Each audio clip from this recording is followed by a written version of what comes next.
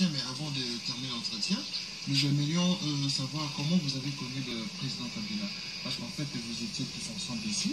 Nous aimerions donc pour nos lecteurs et téléspectateurs qui vont nous suivre, que vous disiez au moins comment vous avez connu ce monsieur.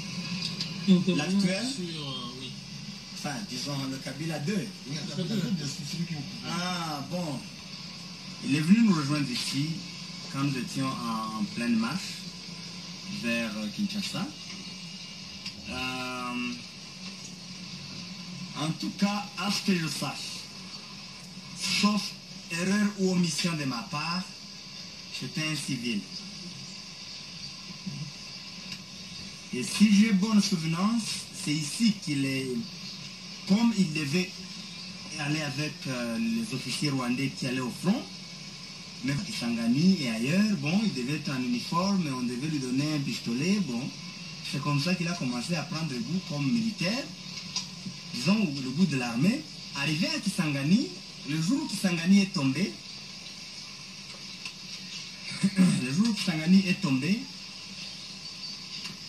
le général James devait trouver l'astuce, devait trouver quelqu'un qui va parler à la population. Pour s'adresser à la population. Et puis à partir de là, il a commencé à aller avec eux. Arrivé à Kinshasa, il a commencé à travailler avec le général James. Et en tout cas, mais moi quand je l'ai connu comme le gars. Aucune formation militaire avant. Vraiment, je n'ai aucune nouvelle de ça. À moins que cela ne soit passé par... mais je ne le pense pas parce qu'on prenait quand même le temps de savoir qui vient, qui il est, d'où il vient, qu'est-ce qu'il est. Donc, moi, quand je l'ai vu, ici, ça me surprendrait. Mais, quand on est arrivé maintenant à Lubumbashi, il avait déjà commencé à porter la tenue, il avait commencé à agir comme un militaire, à côté des militaires, mais il n'était pas le premier cas. Pour Kabila, il suffisait que quelqu'un... Je pense qu'un jour, il s'est réveillé le matin, il a dit qu'il devenait capitaine. Déjà ici à Goma. Oui. Quand il a porté la tenue, on lui a donné une arme, on a dit qu'il était capitaine. Bon, mais ce n'était pas le premier cas, parce que lorsque nous sommes arrivés à Lubumbashi, il y a deux vieux papas qui sont venus le voir, avec qui il avait été au maquis vers les années 60 quelque part.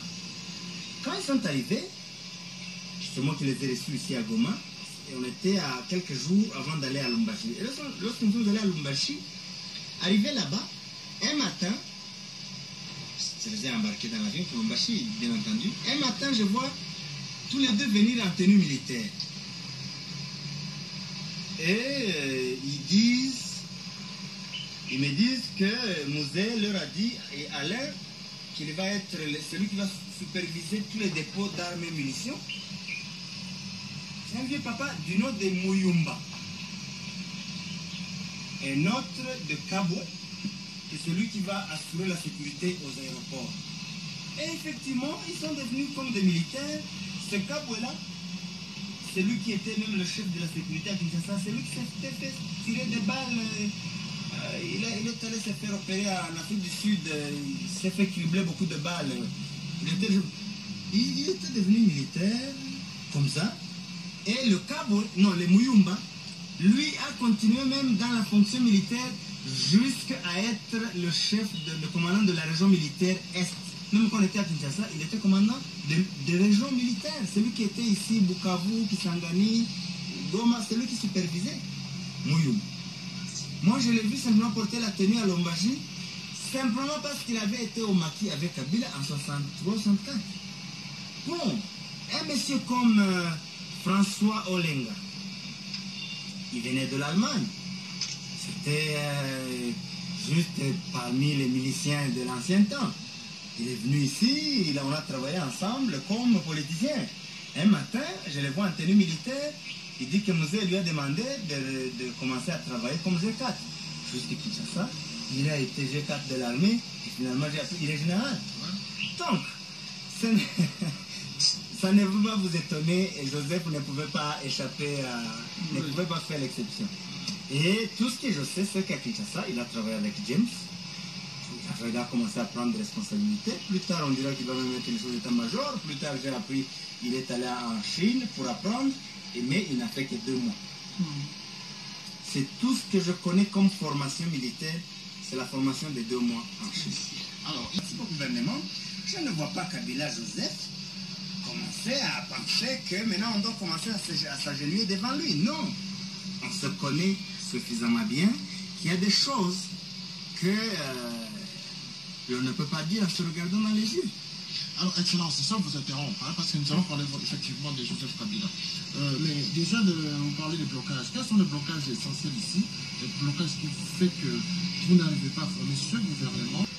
Je suis sûr que si nous participons tous au gouvernement, je ne vois pas Kabila Joseph commencer à penser que maintenant on doit commencer à s'agenouiller devant lui. Non, on se connaît suffisamment bien qu'il y a des choses que on ne peut pas dire en se regardant dans les yeux. Alors, Excellence, c'est ça vous interrompt, hein, parce que nous allons parler effectivement de Joseph Kabila. Mais déjà, vous parlez des blocages. Quels sont les blocages essentiels ici? Les blocages qui font que vous n'arrivez pas à former ce gouvernement qu'on avait vraiment attendu un temps de patience. Il y a 2 blocages. Donc, comme ça, on procède directement. Ouais. Je veux vous dire que la première chose, avant de vous parler des 2 blocages, il y en a seulement 2. Mais avant d'en parler, je peux vous rassurer que Kinshasa n'était pas prêt à nous recevoir. Kinshasa n'avait jamais cru qu'on va aller là-bas. Le gouvernement n'avait jamais cru qu'on va aller à Kinshasa. Oui, en fait, leur stratégie, je ne sais pas qui fait des analyses pour eux. C'était que le RCD, nous voulons la partition du pays. Pourquoi nous allons vouloir une petite partie du pouvoir alors qu'on peut avoir accès à tout le pouvoir, à tout le pays? Non, c'est pas ça. Alors, ils faisaient tous les montages en fonction de ça.